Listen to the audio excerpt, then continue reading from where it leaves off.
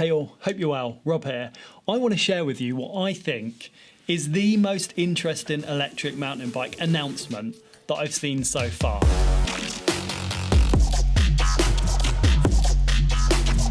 It's by a brand called Kelly's, who I'm not super familiar with. Well, I am now because I've done a lot of research and I want to share it with you.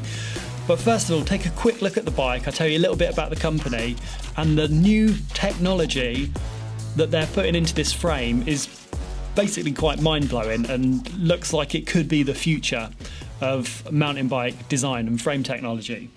Check out the bike. It looks like it is designed for full send, full enduro, mullet wheel setup, pretty aggressive geometry, low standover, all the kind of stuff that you would want from a banging electric mountain bike. So check this out. This is their kind of preview of the bike that they announced in August at their keynote. It looks pretty slick, and I was like, who are this company? Who are Kelly's? I think I've heard of them, but they're not like a brand that I would associate with cutting edge mountain bikes or electric mountain bikes even. And then I saw this and I was like, whoa, that looks pretty interesting. I need to find out a little bit more about this company. So I did a little bit of research, and actually they've been making bikes since 1991, so been going almost 30 years. They've been making loads of different bikes, full suspension bikes, but really they only started making proper enduro and downhill bikes since 2015. So they bought out an enduro bike in 2015 and a downhill bike in 2016. And in 2018, they kind of say they had this turning point when they developed this new rear suspension system, and they call it ThinkLink. And I looked into this, and basically what they're saying is it's a totally independent rear suspension system. So it has no negative influence from the drivetrain. So when you're pedaling, it's not affecting the rear suspension, and no negative influence from the brakes, no pedal kickback or chain growth. And Kelly say that keeps the grip at the rear at the best possible level that you can get. And actually, they say that was a turning point in their suspension platform, and the new Kelly's e-bike uses this ThinkLink suspension platform. So the THEOS F will use it, and some of their other bikes as well, they use it. I found out that they actually have a World Cup downhill team, and at the recent World Champs, their rider, this chap here, Stanislav, finished 15th in the downhill World Champs, 15th out of like 70 something riders. So they're a pretty serious organisation. They obviously make some bikes that can compete at the highest level. I think they are a force to be reckoned with. So Kelly's have only really started to make e-bikes in the last few years. They started in 2017. And Kelly's actually made the world's first Shimano bike with a 630 watt-hour battery. So they developed their own big battery to go in. I think it was a hardtail, a Shimano 630 watt-hour hardtail e-bike. And then actually they've totally redesigned the e-bike for 2021. So if you think all that stuff they've learned through developing bikes, developing e-bikes, that new suspension platform, and kind of putting all that together to build what they think is the kind of best example of an electric mountain bike in the THEOS F coming out for 2021. All right, what is this stuff that they're making the frame from? I was like, what even is that? They call it, or it's called, not they call it, but it's called thermoplastic hybrid steel carbon composite. If you're thinking, what on earth is that? I'm going to share with you. I did some research and it seems, well, there's some real good benefits. But before that, I'll give you a brief frame material history. Really crude, really brief. I'm not going to get into loads of detail, but we pretty much started many years ago with steel frames, which, some people still ride steel now. There's nothing wrong with it. It has some really good benefits, but some of the downsides are it's heavier than aluminium, and it can corrode. And the industry quickly moved over to aluminium material. There's loads of benefits with aluminium. It's lighter than steel, it's cheaper than carbon, It's recyclable, like infinitely recyclable into raw materials, which is awesome.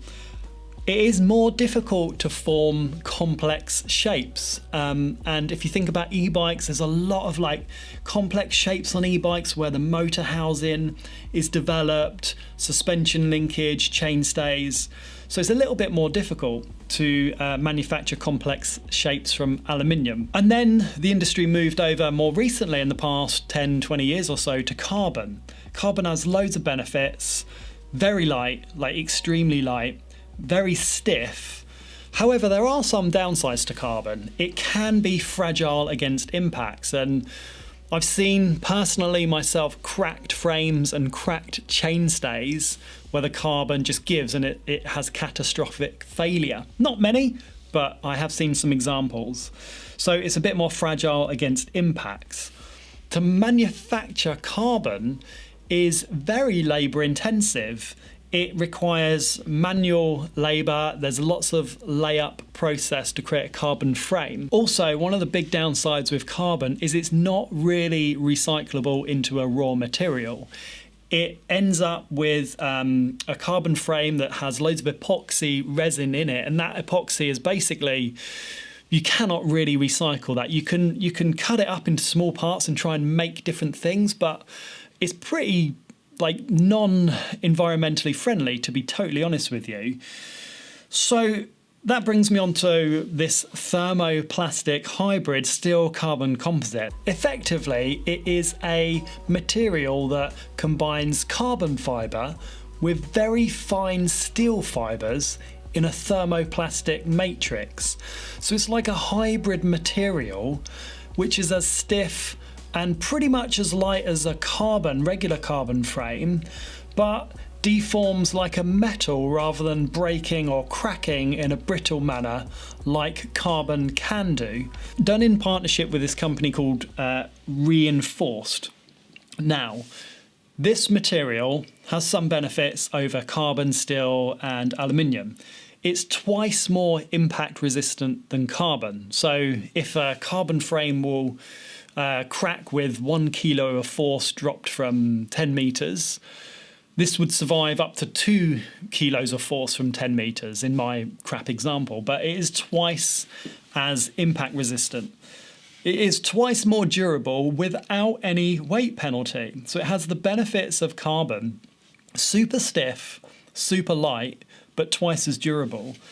It is also produced by robots. I'll show you a little video. Yeah, robots build this. It is recyclable. So thermoplastic is recyclable.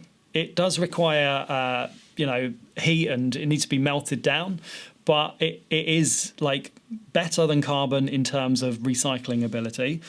It's built in Europe. So in terms of,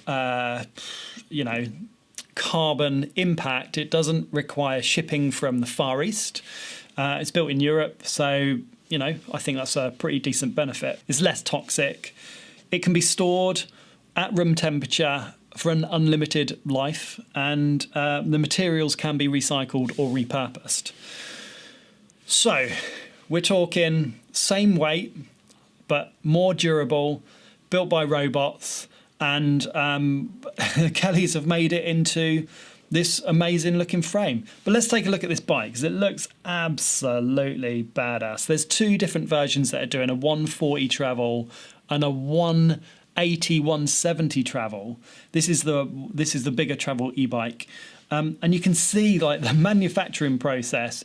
It's just a CGI animation that they've shared at the moment, but it's really interesting to see how the frame is built. Another really interesting feature is that they've maintained the stiffness of the frame. They haven't got a big cutout at the bottom of the down tube for the battery to go in. It slides in right from near the motor area. So you can see just down here, the battery is going to slide up through the frame, and what that does, some other e-bikes do it as well, is it maintains the stiffness and the integrity of the frame because it hasn't got a big hole cut out of it where the battery slides into, and also it requires less mounting hardware, less brackets and things in there that add to the weight of the frame. It's like under 3 kilos with all the linkage, paint, lacquer, and that is pretty lightweight really for an electric mountain bike frame for this kind of travel, with all the linkage and everything and the paint.